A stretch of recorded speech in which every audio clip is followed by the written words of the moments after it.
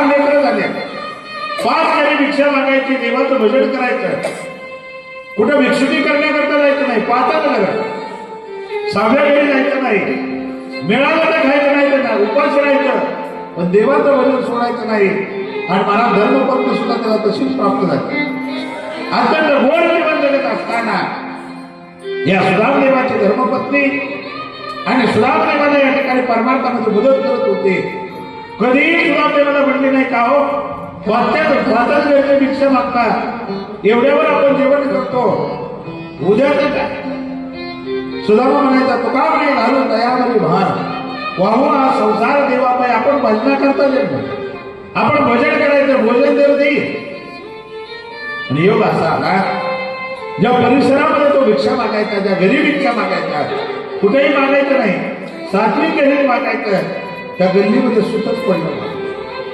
आणि सुतक पडल्यानंतर 10 दिवस अन्न नाही. आता जे भिक्षेतून आलेले होते शिळे पटके ते वाळवण ठेवायचे, त्यांना मीठ लावून खायचं.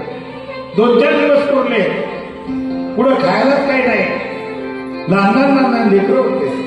महाराज जशी धर्मपत्नी होती तशी लेकरांची माय सुद्धा होती. आणि मग या सुदामदेवाच्या लेकराला भुके वाचून अन्न अन्न अन्न अन्न म्हणू लागले. 2-3-4 दिवस पोटामध्ये पाण्यावर लेकरं कसे जगणार. महाराज हे लेकरं आईला म्हणतात, आई झोप येत नाही, खायला काहीतरी दे. खाण्याकरता मागितल्यानंतर त्या ठिकाणी महाराज त्या सुदामदेवाच्या पत्नीच्या डोळ्यामध्ये अश्रू आले. अरे चिंडी ओढून गेली तर टाकायला दादा नाही, लेकरांना बाळाला काय देऊ मी तुम्हाला, काय जवळ देण्याकरता काही नाही. आणि ज्यावेळेस त्या ठिकाणी सुदामदेवाला वाईट वाटू लागलेले, पत्नीला वाईट वाटू लागलं, लेकरं अन्ना वाचून तर पडू लागलेले, यांना खाऊ घालणं गरजेचं आहे.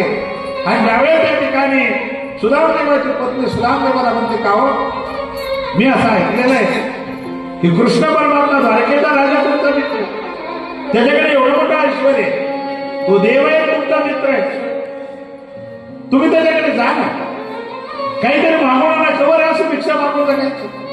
सुदामदेव म्हणतात, सुशिले खबरदार, देवाकडे मागायला पाठवू ना, मी मागायला जाणार नाही. माझ्या देवाला कळत नाही का मला काय द्यायचं, माझ्या प्रारब्धाने जे मिळत त्याच्यामध्ये मी समाधानी राहील.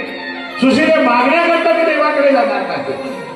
आणि ज्यावेळेस त्या ठिकाणी अशा पद्धतीने सुदामदेव बोलतात, महाराज सुशिलेचा नाईलाज झाला. आणि सुशिला बोलू लागली, देवा पतिदेवा मागण्याकरता नका जाऊ, मागायला जाऊ नका,